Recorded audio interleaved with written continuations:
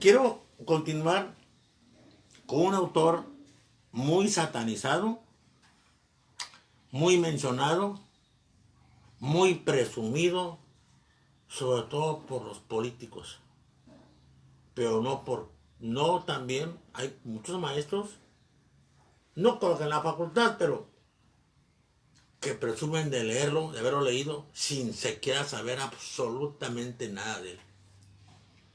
Nicolás Maquiavelo, un florentino italiano brillantísimo que escribió mucho, y apenas mencionó su nombre y enseguida se para el pedante o la pedante y así el fin justifica los medios. Y ya.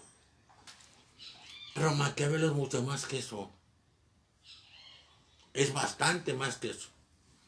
Maquiavelo escribió mucho, casi todos los géneros literarios que existían en su tiempo. De todo. Escribió Retrato de las cosas de Alemania. Escribió Retrato de las cosas de Italia. Escribió Discurso para la reforma de la infantería y la caballería. Escribió El arte de la guerra. Escribió Historias florentinas. Escribió Vida de Castruccio Castracani. Escribió El Príncipe. Escribió discursos sobre la primera década de Tito Livio. Escribió un reglamento para una sociedad del placer. Escribió Belfegor el archidiablo. Escribió comedias, La Mandrágora. Escribió poesías, las decenales, y lo reducen a una frase. Eso es impresionantemente empobrecedor. Maquiavelo es muy complejo. La primera complejidad empieza que Maquiavelo no se aplicó a sí mismo sus reglas. Mostró de entrada su increíble penetración, inteligencia y profundidad. ¿Saben qué pasó? Lo congelaron. Nunca tuvo puestos importantes. Maquiavelo violó las reglas que él dice que hay que hacer. Se exhibió como lo que era. Y los políticos, como siempre, lo marginaron. Le tuvieron miedo. Lo usaron. Siempre tuvo empleos menores. Siempre tuvo empleos de poca importancia. Y casi siempre muy mal pagados. Estuvo desterrado. Estuvo preso. Se las vio duras. Se las vio negras. Defendió a César Borgia y criticó a Julio César. Fíjense. ¿Por qué? Porque pensó que César Borgia lo que hacía, las cosas terribles que hizo y algunas que no hizo, pero que dijeron que había hecho, eran necesarias para unificar Italia. O que quede claro una cosa, Maquiavelo es un experto en historia de Roma, pero se la sabe bien. Fíjense su obra máxima, Discursos sobre la primera década de Tito Livio, la que nos queda completa, que son 142 libros de Tito Livio y nomás tenemos muy pocos. Pero conoce la guerra que llevó Roma contra los cartagineses, la primera, la segunda, la guerra de los mercenarios, la guerra de Mato, la guerra de Spendievo, la guerra de los esclavos. Todo esto que por cierto lo ha destacado muy bien en una obra bellísima, Salambó Flauert. Habla de una hipotética o real hija de Amílcar Barca, el padre de Aníbal, que tiene relaciones con el jefe de los mercenarios, con Mato. Porque a veces hay que recurrir a la historia novelada. He oído por ahí una maestra, buena, muy buena, maestra de inglés, por cierto, si me olvida su nombre ahorita, que a los chicos les sugiere que lean La Columna de Hierro. Es muy buena obra. No estoy de acuerdo con Tyler Caldwell, la amo. Su Yo Judas, su Médico de Cuerpos y Almas, son obras bellísimas. Pero aquí creo que le da, hace muchas concesiones a Cicerón. y algunas no son muy justas que digamos. Maquiavelo hay que leerlo y hay que ver por qué en El Príncipe plantea la forma de gobierno personal y por qué en los discursos sobre la primera década de Tito Livio plantea la forma de gobierno colectivo. No podemos simplificar tanto a este autor, que es muy importante y sigue siendo muy importante. Nuestros alumnos deben de leer, de saber, los maestros que expliquen esta materia deben saber quién fue Montesinos. Está de moda hablar de derechos humanos. De repente ha habido una explosión de maestros estudiosos de derechos humanos, algunos con bastante profundidad, con bastante densidad y con bastante seriedad. Por eso es bueno que los chamacos sepan quién fue Antonio de Montesinos. Nombre que en 1511 dio 2 sermones en la República Dominicana, donde fíjense su tesis. España había sido premiada con el descubrimiento accidental, así fue, de estas tierras, por su guerra contra los moros y por la Inquisición. Luego hablamos de eso, que está de moda decir que la Inquisición fue algo horrendo. No, no es cierto. Fue un tribunal que contribuyó a hacer que creciera mucho el derecho, en serio. Y ojo, no nada más España tuvo Inquisición, hubo Inquisición en Alemania, en Francia, en Inglaterra, en Italia, en toda Europa. ¿Saben qué? Mataron mucho más gentes que la española. Y la española pues tiene mala propaganda, tiene mala imagen. ¿Por qué? Porque costaron los juicios, porque están ahí. Luego entramos a hablar de la Inquisición española, porque voy a meterme también con eso. En alguna materia tenemos que ver cómo entra el derecho hispánico a estas tierras. Pero Montesinos dice que por eso fue premiada con estos descubrimiento accidental. Y así es. América no fue descubierta, fue inventada. Luego les platico de eso. Y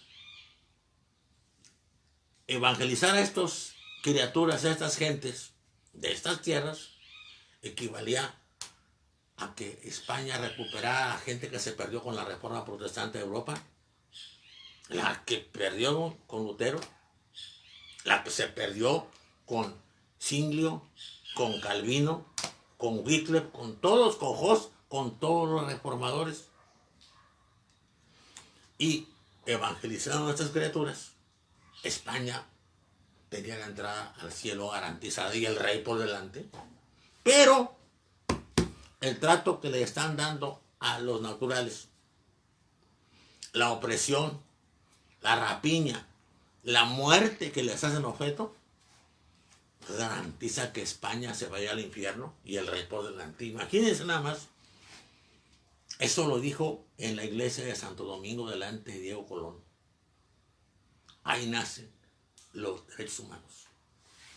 Es un español criticando a españoles, señalando a los que están mal. Tuvieron muchos problemas los dominicos, mucho acoso, mucha persecución, los tiraron de lo peor y se sostuvieron, porque no nomás eran Montesinos, eran 8 que habían hecho el discurso. Él, por su voz, que era un trueno, fue el que lo dijo. Ese autor deben saberlo muy bien aquellos niños nuestros que les guste más en esta época estudiar derechos humanos. Pero también otro autor, Las casas, con luces y sombras, Fray Bartolomé de las Casas, el gran protector de los indios, que hizo cosas maravillosas y cosas terribles. Escribió un libro, brevísima relación de la destrucción de las Indias. Ni era tan breve, ni era tan relación, pero sí dijo barbaridades. Él es un converso. Y ya saben cómo son los conversos. Se convierten y lo que antes eran lo dejan de ser, pero de feo. Él estaba cuando en el sermón de Montesinos. Tenía 7, 8 o 10 encomiendas prósperas. Él se convirtió. Renunció a las encomiendas. Se hizo dominico. Fue el primer obispo de Chiapas. Lo corrieron los potentados chiapanecos, no el pueblo, porque exigía que liberaran a todos los indios encomendados para confesarlos, si no, no los podía confesar. Y en esa época eso era gravísimo. Fue perseguido, satanizado, habló con el rey. Deben conocerlo. Dice cosas terribles en esa brevísima relación. Escribió mucho más. Escribió tratado comprobatorio, escribió un tratado de los esclavos, escribió el único modo de convencer a todos los indios a seguir la verdadera religión, escribió historia de las Indias, escribió mucho. Pero esa obra la permitió España, y con esa obra nació lo que se llama la leyenda negra española. España, la predadora universal. Ningún país conquistador ha sido tan maltratado por uno de su misma gente. Pues era español, también Fray Bartolomé, sublime y endemoniadamente mentiroso. Exagera. Habla de 26 millones de muertes en estas tierras por culpa de España. No, pues no, ni siquiera había tantos, ni de chiste. Sí hubo muchas muertes en las Antillas primero. Se despobló. La gente vinieron de otros lados, trajeron de otros lados y ahí están poblados. Los que estaban ahí, arahuacos nobles, mansos, tiernos, fueron desaparecidos. Los caribes terribles, indómitos, luchadores, desaparecidos. Pero 26 millones, no. No es cierto, es una exageración absoluta de Fray Bartolomé. Pero deben leerlo, porque con él nace algo que se llama indigenismo, que es una cosa también única en España. Es un español que no solamente se opone a los españoles, sino que hace nacer una actitud diferente hacia las culturas dominadas. Exagerada. Que aún se sostiene. Todavía hay quienes estaban decapitando, quieren decapitar a Colón, quieren decapitar a Fray Junípero Serra, lo decapitaron hace el año pasado en Estados Unidos. ¿Y cuál fue el terrible crimen de Fray Junípero Serra? Que tuvo comunidades de apaches, comanches y siux, vivían todos juntos, todos evangelizados, todos cristianos, todos bautizados y todos con un oficio. Fíjense, la barbaridad. Y en cambio, Stanford, que da nombre a una universidad, que fue alguien que sí fue un genocida absoluto, normal, de indígenas, de búfalos, de bisontes, porque eran el alimento de ellos. Hizo campañas para asesinarlos, aunque se pudiera la carne ahí, para decir, no uso nada más, para que no tuvieran modo de sustentación los nativos. Las Casas fue famoso por una discusión que tuvo con Sepúlveda, Juan Quiné Sepúlveda, un erudito de Salamanca, la gran universidad de Salamanca. Estuve en su frontispicio. El que debe de escribir, si se le seca el talento, la cinta se le indigesta. Quien tiene dura la testa, tonto vive y morirá. Lo que natura no da, Salamanca no lo presta. Dando a entender que los somos pues ya. Por más que estuvimos en Salamanca y donde sea, unamos donde sea, pues seguimos iguales sonsos. Cuidado, porque eso puede pasar. Y a veces pasa. Sepúlveda es famoso por una controversia con las casas. Una controversia que duró 5 días. Las pasas Sepúlveda era devoto de Aristóteles, su teoría política. Para él, los bárbaros no eran griegos. Y las luchas entre griegos eran conflictos de intereses. Pero los bárbaros podían ser, si eran derrotados, sometidos y hechos esclavos. Aristóteles. Porque ser bárbaro ya, en esa época, no nomás era no hablar griego, era tener unas costumbres distintas y ser de menor nivel que los demás. Por eso choca Calístenes, el camarógrafo, entre comillas, de Alejandro, sobrino de Aristóteles, porque Alejandro no cree en esas cosas de las diferencias. Alejandro es parejo, por eso casa a las persas con los macedonios, quiere integrar un imperio multicultural y multiétnico, ni más ni menos. Es integracionista, Alejandro.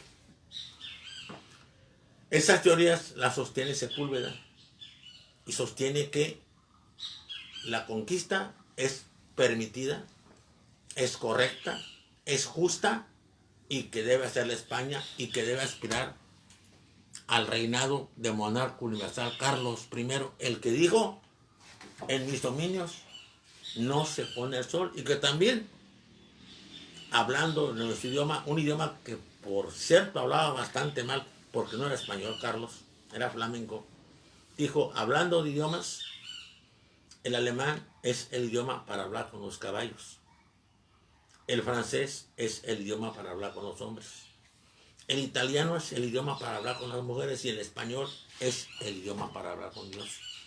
Bueno, ese Sepúlveda, que demostraba que era justa la conquista, que demostraba que podía aspirar y debía aspirar, y era legítimo que Carlos se coronara como monarca universal, ¿qué creen?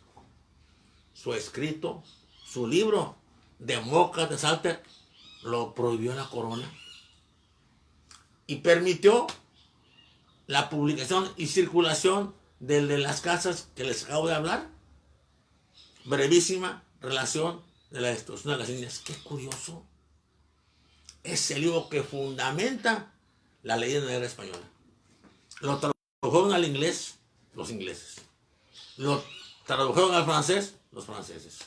Al alemán los alemanes. Al italiano se conoció en toda Europa, y entonces empezó la idea de que España era salvaje, era bárbara y era genocida. Y como ya tenían mala fama los españoles en Europa, se habían mezclado con judíos, con árabes, y los europeos habían permanecido más o menos puros. Y luego aquí se mezclaban con todo el mundo. Así fue. Lo cortés no quita lo caliente, acuérdense de eso. Pues imagínense nada más, qué curioso. El libro que los defendía lo prohibieron, y el libro que los estigmatizaba lo dejaron fluir. Sería muy importante también que nuestros niños supieran, y nuestros maestros, quién fue Francisco de Vitoria, el auténtico creador del derecho internacional. Y es español. Por eso es más mérito, no nomás porque es antes que Grosio. Grosio reconoce en su libro que él está avanzando sobre lo que hizo Vitoria, no, porque es español. Y España se apoyaba en la bula intercaetera y el tratado de Tordesillas. ¿Qué decían? Que España tenía la exclusividad, ya después con Portugal, de la navegación de los mares, el descubrimiento de todas las islas y tierras que se harán en ellos. Y fíjense qué cosa tan curiosa. Un español refutando a una bula y un tratado papales, que había hecho un papa español. Obviamente, un papa español que quería casar a su hijo César con una de las hijas de los reyes de España, que no se lo permitieron. Imagínense esa idea, que la dijera un español, que el papa no podía dar ninguna tierra porque no era dueño de nada material. Era un poder espiritual solo sobre los católicos. A ellos sí los podía mandar, pero no tenía tierras que dar. Podía imponerles una observancia a los católicos. A los luteranos no, ya se habían separado. A los calvinistas no, ya se habían separado. A los de Zwinglio tampoco, ya se habían separado. A las de Wycliffe tampoco, ya se habían separado. A los de Hus tampoco. Y a los judíos y a los musulmanes menos. Entonces, esa bula y ese tratado no tenía sentido. Se estaba apoyando a España en la nada. Esto y otras cosas, digo, terribles. Pero ese es el autor realmente de lo que se llama todavía derecho internacional. Viola, rompe el concepto de guerra justa, porque dice que guerra justa puede ser para España o para los pueblos que están tratando de someter también. Entonces, ¿quién tiene la guerra justa? Casus belli no es tan fácil. Es importante que conozcan muy bien nuestros chicos a Bodino, Juan Bodino, francés. Primero por el Heptaplomerón, un libro que habla de una discusión imaginada en Venecia, la ciudad más liberal de Europa en esa época. Según Bodino, ahí discutieron un católico, un luterano, un calvinista, un escéptico, un defensor de la religión natural, un musulmán y un judío. Cada quien defendió lo mejor que pudo su religión. ¿Y quién cree que ganó? Nadie. Con esto fundamenta Bodino que no tiene sentido discutir sobre la validez o no validez de ninguna religión. Y con eso fundamenta, ojo, el laicismo. Dice, el rey o reina, es lo que reinas. Luego explico por qué. No debe tener religión, es lo mejor. Si la tienen, debe ser secreta. Y si la conocen, no debe intentar imponer a los demás. Punto. Es el laicismo, que tampoco es ateísmo como otros piensan. Ojo. Y sobre todo por su libro, Los 6 libros de la República. El que dice contra monarcómanos, contra utopistas, contra Tomás More, contra Platón, etc. Las marcas de la soberanía. ¿Cómo se dan? ¿Qué hace al monarca que tenga la potestas, la majestas? Eso es la base de entender el nacimiento del Estado moderno, todavía de una forma u otra anclado al poder real. Es muy importante que nuestros chicos conozcan quién fue Juan de Mariana, porque ahí está la raíz del por qué la expulsión jesuita de todos los dominios, de todos los dominios de España. Los jesuitas. Mariana, el padre Mariana es autor de una historia de España brutal, enciclopédica, 25 tomos. Es algo increíblemente denso, punto por punto. Ahí se demuestra que España no es el foco o el foso de ignorancia que quieren decirnos que después, para nada, pero para nada. Pero en este libro, Tratado del Rey y de la institución de la dignidad real, este es el libro que fundamenta la crítica al poder arbitrario, la crítica al poder absoluto, la crítica a todas las formas de tiranía y hasta el magnicidio. Ojo, hubo un rey que murió, un Enrique. El asesino declaró que el libro lo había leído. Hubo otro rey, otro Enrique, por cierto, Enrique IV, que dijo, París bien vale una misa, no era católico. Se hizo católico, fue a misa, se hizo rey, luego lo mataron, pero no lo mataron por la misa. Pero aquí están las tesis también de los monarcómanos. Para mí, Mariana es el príncipe de los monarcómanos, y esa es la razón por acá los jesuitas, que eran tan brillantes maestros, fueron expulsados de todos los dominios de España al mismo tiempo. En una apelación brutal y salvaje que el rey Borbón, que tenía España, dijo que guardaba las razones de su expulsión en el fondo de su corazón. Y era derecho real. Es decir, no tenía por qué decirlas porque estaban adentro y él las justificaba por sí mismo. Sí es muy importante que nuestra gente conociera a Johannes Althusius y la política ordenada metódicamente. dicailógica y sobre todo lo que es la simbiosis. Él le llama simbiosis a una integración social que parte de las comunidades menores a las intermedias y a las mayores. Busca una comunidad que arroje a la realidad valores. Y esto es muy importante, maestros, compañeros, compañeras, porque nuestros chicos debemos enseñarlos a que hagan redes de afecto desde el principio.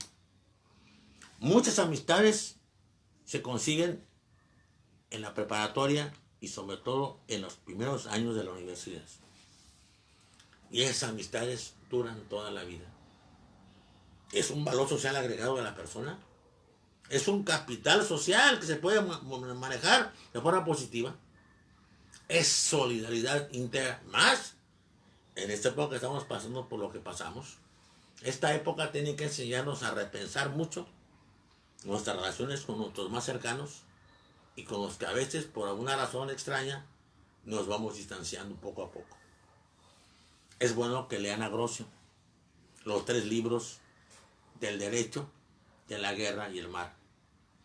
Porque Grocio es un holandés que está al servicio de la compañía holandesa de Indias. Y porque no, obviamente no acepta el monopolio que pretenden ejercer España y Portugal sobre los mares por cuestión papal. Repite y lo dice. Las razones que digo ya antes Vittoria. Por eso Grocio no es el creador del derecho internacional. Es un seguidor brillante, honesto de Vittoria. Pero no es un suplantador. Y es curioso que tengamos maestros, que haya maestros que digan que es él el que lo creó cuando que no es cierto. Él está primeramente contra el monopolio exclusivo de la navegación española y portuguesa que se quiere afincar en las bulas papales y en el tratado intercarretera.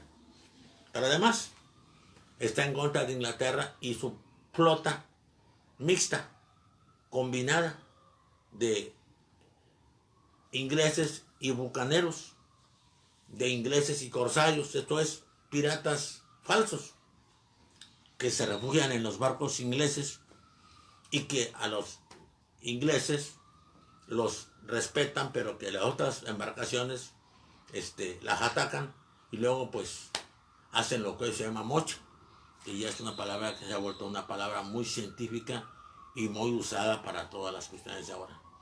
Y es muy importante también que nuestros chicos manejen a Thomas Hobbes, un inglés que cree que el hombre es el logo del hombre, que cree que el hombre necesita de un poder total, absoluto, de un poder absolutamente aplastante, porque es la única forma que puede entender y puede organizarse.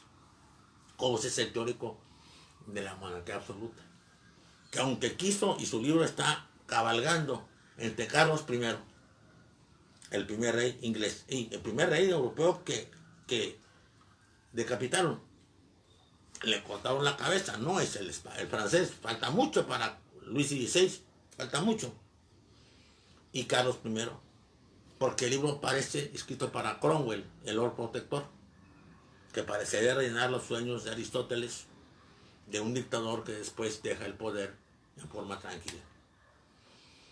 Hobbes piensa que el hombre es un ser presocial, que es un hombre que en los primeros grupos humanos está en la lucha de todos contra todos, de todas contra todos, y la única forma es crear un poder en el que, renunciando a todos los derechos individuales, surge un poder tan incontrastable que asegure la paz y la tranquilidad. Y qué curioso, unos años después, no muchos, otro inglés que también deberían conocer a nuestros hijos, John Locke.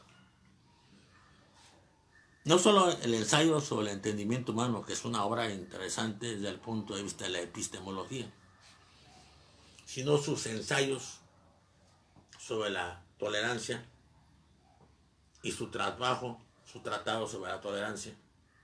Porque Locke ve las cosas exactamente al revés de Hobbes. Para Locke, el hombre es un ser prepolítico, no presocial. Para Locke, el hombre no solamente no es el lobo del hombre, el hombre es sociable por naturaleza. El hombre busca la compañía de los demás por naturaleza, no pegarse con ellos. Busca la cooperación entre todos para poder vencer los problemas que le plantea la naturaleza. Por eso, mientras Hobbes es el teórico de la monarquía absoluta, Locke es el teórico de la monarquía libertaria, de la monarquía parlamentaria. El hombre con poquito entiende, por eso el poder que vamos a darle al Estado va a ser un poder flexible, susceptible de ser también transformado, mejorado y en su momento hasta nulificado si eso se necesita. El hombre es un ser racional, consciente para Locke, lo que no es para Hobbes. El hombre es el ser más amoroso que hay en la tierra y se entiende con sus semejantes de una forma casi permanente. Es rara la situación de conflicto. Por eso el poder debe ser un poder muy democrático y muy, otra vez repito, susceptible de ser cambiado cuando éste se necesite. Vamos a dejarle ahí y vamos a ver, mañana vamos a hablar de otros autores, vamos a hablar de Vico, vamos a hablar de Montesquieu, vamos a hablar de Rousseau, vamos a hablar de Kant, vamos a hablar de Herder, vamos a hablar de Hegel, vamos a hablar de varios autores más, vamos a hablar de Jering, vamos a hablar de... les va a gustar. Son autores que sigo proponiendo para que los usemos en la materia de un semestre de filosofía del derecho. Bien vistos, bien explicados. Aquí voy muy a prisa por la cuestión del tiempo y porque no tengo recursos para grabar. Es un triste celular nada más y una niña que me ayuda aquí cuando puedo pagarle la miseria que le pago. Dios los bendiga a todos y nos vemos mañana.